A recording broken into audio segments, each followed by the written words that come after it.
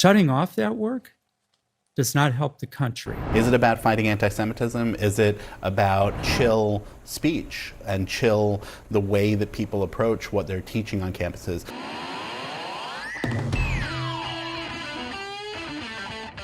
Trump is further escalating his war on Harvard, now canceling federal contracts, the final ones with Harvard, and we'll get into that and more in this CNN panel. So if you can, take a moment to first leave us a like to let us know that you enjoy the content, you want to see more of it, and it really helps us a lot in the algorithm as well, and we'll get right into the discussion. Research funding is not a gift. The research funding is given to universities and other research institutions to carry out research work that the federal government designates as high priority work. Shutting off that work does not help the country, even as it punishes Harvard. And it is hard to see the link between that and, say, anti-Semitism. It's not just Harvard. I mean, there could be chilling repercussions across the higher education spectrum. I mean, there are already signs that there are already institutions that have scaled back what they would do otherwise, particularly to avoid the wrath of this administration. So the repercussions could be really broad, not just with the kind of the research that Harvard does and the broader impact that research could have, but also what other institutions do. Trump practically is relying on people's ignorance towards what federal fundings to universities are for to keep the support in doing this, as he paints it as some sort of handout, right? Like this is, they're making millions of dollars off of you, and then we're giving them billions. Why? When essentially they're getting paid to work, and that work is crucial, groundbreaking research that in many instances can't be done elsewhere legitimately, like these clinical trials. There's not many places you can do them. Harvard has led the way in things like stem cell research, cancer research, gene editing research, the immunology that allows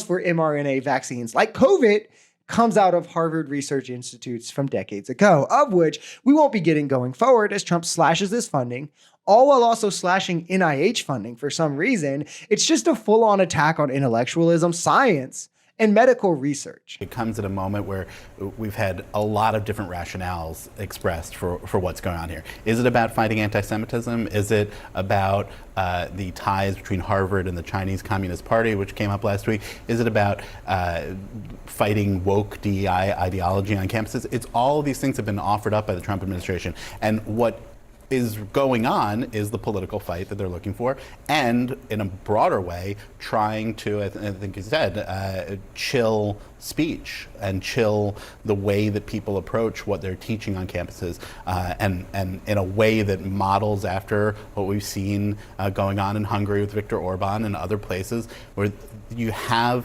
literally situations where professors are being ratted out essentially by their students or by fellow professors, and it is already happening on American campuses far beyond Harvard. And this is a trick Trump learned in the 2020 election, where he can just throw out a multitude of these lies sprinkled all over with the justifications, and parts of his base will attach themselves to different ones as a way to get more people involved with his conspiracy. The problem is it turns into your conspiracy becoming some amorphous, indefensible pile of slop. A perfect example of this is what they've done with Joe Biden, where it started off as crooked Joe Biden who works with Ukraine, and by 2024 now he's the guy who takes bribes from Ukraine, works with the Chinese Communist Party, directs investigations and criminal trials into Trump behind the scenes like a puppet master without ever leaving any shreds of evidence, flying undocumented immigrants in to replace white people. But he's also a frail, dementia-riddled old man on his deathbed and unable to run the country and needs handlers to get him to do things. And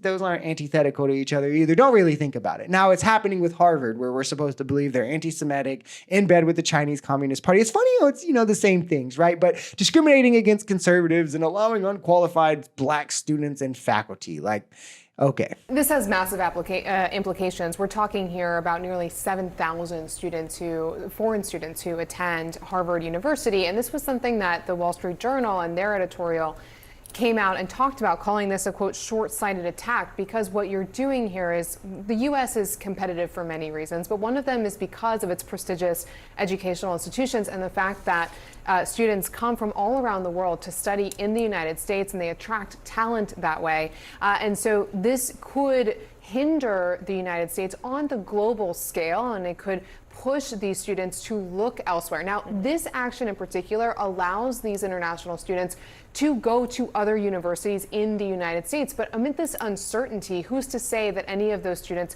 want to stay in the United States? And I will also tell you that part of this is left over from the first Trump administration. There was a cohort of people in the first Trump administration that really wanted to target the way that we handle international students. There was a push to slash some of the programs that are put in place for these students to get jobs in the United States after they graduate for a period of time. So in some ways, this is sort of the aftermath of that, and then on top of that, at a much larger scale. For me, it's the brazen level of discrimination against foreigners, only to still like justify it by being like, well, there's still some colleges or some places you can go to, just, you know, the ones we've selected that are all right for you. There's not really any justification in blocking foreign students. Like, can we agree on that, right? Because what is it? What is it? If there is one, I would love to hear it. Why would we block culture? Why would we block the investments into these universities that help the city? Like, why would we not want America to be a driver of education? One of the biggest trade surpluses we have is in education. We get way more international students coming here than we ship out to other countries. I mean, it's just rather boldly xenophobic. And it seems that Trump was just looking for any justification to do this with his border policy. And he just quickly jumped to this extent when really nothing called for it. Like, what does blocking foreign students have to even do with anti-Semitism? Or is that not even the thing anymore? Because that's what started this all. And again, I mean, it really just serves a multitude of purposes. For Trump, he gets to punish Harvard, who tried to stand up against him. And he doesn't like when people stand up against him because he's entitled and privileged. He gets to quell free speech and critical thought and diversity, 3 things he hates very much. And he gets to keep foreigners out of the country. So it's a win-win-win for Trump, but a huge loss for America.